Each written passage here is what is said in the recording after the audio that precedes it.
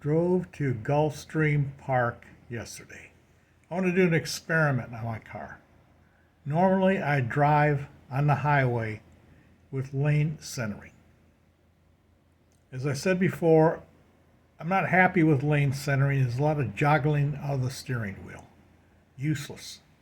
So I used to have lane keeping, which wasn't as good as lane centering because it just kept you inside the lanes. It bounced you back and forth.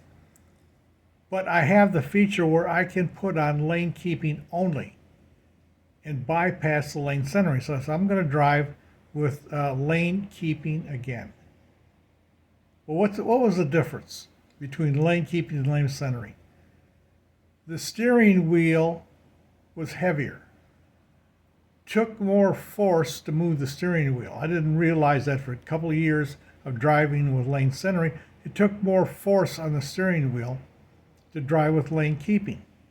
But I did, and it worked. But the surprise came to me. I had to go through a big curve in the road, in the highway. And I had it on lane keeping. I was surprised that the car steered itself through the curves, just like in lane centering. I barely had to touch the steering wheel. It didn't bounce back and forth. It followed the curve of the road. I was very surprised about that. I don't remember that when I had my 2018 Ford Fusion with lane keeping.